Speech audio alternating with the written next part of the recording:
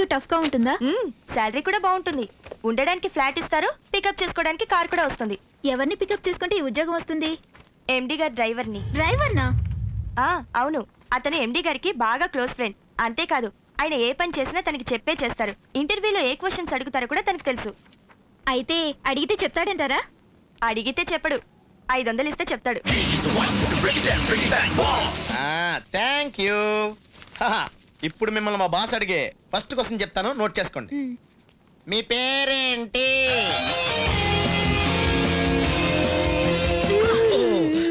Sorry అమ్మా, చూసుకోలేదు. కావాలని గుద్దేసి పైగా అబద్ధాలు ఆడుతున్నావా? నా వయసును దృష్టిలో పెట్టుకుని మాట్లాడమ్మా. అదే నా బాధ. ఈ వయసులో కూడా ఇవేం బుద్ధులు? సారీ చెప్పినా కూడా తిట్టేస్తుంది.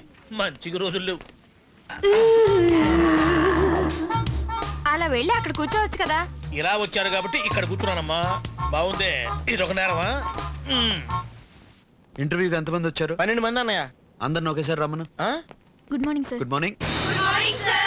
నాకు సెక్రటరీ కావాలని ఎంబీఏ చదువు ఉండాలని పేపర్లో యాడ్ ఇచ్చాను. ఆ క్వాలిఫికేషన్స్ అన్ని మీలో ఉన్నాయి కదా? అందుకే చదువును బట్టి కాకుండా క్యారెక్టర్ బట్టి సెక్రటరీని సెలెక్ట్ చేసుకుంటాను. సునీల్, కమల, లక్ష్మి, వీణ, పల్లవి, జ్యోతి, జ్యోత్స్న, మాధురి. మీ 7 500 ఇచ్చి 50,000 సెక్రటరీ పోస్ట్ కొట్టేద్దాం అనుకుంటున్నారు కదా? జాబ్ రాకముందే ఇలా ఉంటే రేపు జాబ్ వచ్చిన తర్వాత ఎవడన్నా 5 లక్షలు ఇస్తే 50 కోట్ల టెండర్ కూడా లీక్ చేసేస్తారు కదా? మీరే అడ్డదారి తొక్కకుండానే ఇంత బిజినెస్ రన్ చేస్తున్నారా? అడ్డదారిలో పైకొచ్చే వాళ్ళన్నా అతిగా మాట్లాడే వాళ్ళన్నా నా చిరాకు. You can go. Come on girls, 500 కి ఇక్కడ జాబ్ దొరకపోతే 1500 కొడితే ఇంకో కంపెనీలో దొరుకుతుంది. హలో మేడం గారు, ఒక్క నిమిషం అండి. ఈగో మీరు ఇచ్చిన 500 తీసుకెళ్ళండి. Next, Stella, Mary, Sindhu. Corporate ఆఫీస్లో పనిచేస్తున్నప్పుడు ఆడ మగ కలిసి ఫ్రెండ్స్లా పనిచేయాలి. ప్రతి మగాడు తన అందాన్ని అందుకోవడానికి ట్రై చేస్తున్నాడు అనుకునే అమ్మాయిల్లో బ్యూటీ కాన్షియస్ తప్ప డ్యూటీ కాన్షియస్ ఉండదు. అందుకే మైండ్ మెచ్యూర్ అయిన మోడర్న్ అమ్మాయిలాగా ఆలోచించండి, పైకి వస్తారు. Sorry sir.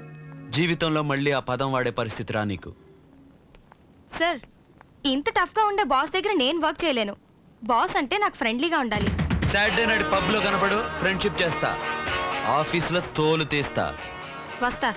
బాస్ అంటే మీలా ఉండాలి సార్, హ్యాండ్సమ్ గా, డైనామిక్ గా. కానీ సెక్రటరీ మాత్రం నీలా ఉండకూడదు. నాకు పొగిడే వాళ్ళంటే పడదు. You can go. మరి ఇప్పుడు ఎలా సార్? నేను అంత సీరియస్ గా అడిగితే ఇలా నవ్వాడు, దీనర్థం? కావలసింది దొరికే వరకు ఈ జీకే కాంప్రమైజ్ కాడు. మళ్ళీ యాడ్ ఇవ్వండి అని అర్థం. ఓ